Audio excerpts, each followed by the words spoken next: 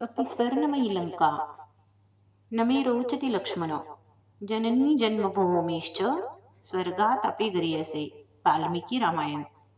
जगात काही श्रेष्ठ असेल तर ती जननी आणि जन्मभूमी. जगात तुम्ही कुठेही असेल तरी पाय वळतात ते या मायभूमीकडेच. रावणाचा वध झाला, लंकेवर विजय मिळवला. आता श्रीराम प्रभू ते लंकेचे राज्य उपभोगू शकत होते, पण तशी त्यांची मनोवृत्तीच नव्हती. ते बंधू लक्ष्मणाला म्हणतात, भलेही असेल लंका सोन्याची, असतीलही तिथे स्वर्गसुखी, पण मला मात्र माझी मातृभूमीच प्रिय आहे.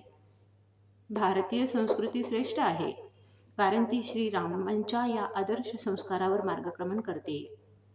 इथे ना आम्हाला कोणत्या देशाच्या भूभागाची हाव ना संपत्तीची लालसा. इथे प्रत्येक जण आपल्या मातृभूमीवर जीवापाड प्रेम करतो. देशभर रामनवमी पर्वाचा उत्साह आहे.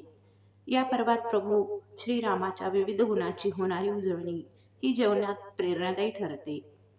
आजवर जगात सदैव सत्तेसाठी संघर्षाच्या रक्तरंजित इतिहास लिहिला गेलाय. परदेशात तर अजूनही लिहिला जातोय. परदेशी आक्रमण सत्ता हवी म्हणून जनसामान्य वेठीस धरतात, हजारो निरपराधाचे बळीही घेतात. पण या उलट त्याग म्हणजे काय आहे हे शिकवणारे आदर्श चरित्र आहे ते प्रभू श्रीरामाचे. पित्याने दिलेल्या वचनाच्या पालनासाठी श्रीरामाने सत्ता राजप्रसादातील सुख त्यागून वनवास स्वीकारला. पित्याचा आदर करताना राजसत्ता नाकारणारे हे प्रभू रामचंद्र पुढे सत्ता जनतेसाठी कशी राबवावी, निस्पृह कसे राहावे, राजधर्माचे पालन कसे करावे, सर्वांना समान न्याय कसा द्यावा हे त्यांनी आपल्या राजकारभारातून दाखवले. आजही त्या राज्यकारभाराची ओळख रामराज्य म्हणूनच आहे.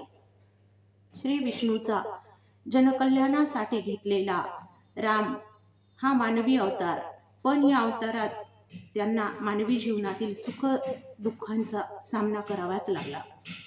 पण परिस्थिती सुखाची असो वा दुःखाची, स्थिर प्रज्ञतेने कसे जगावे हे रामचरित्र शिकवते. त्यामुळे जगात रामचरित्राचे महत्त्व आहे. जय श्रीराम. जय जय श्रीराम.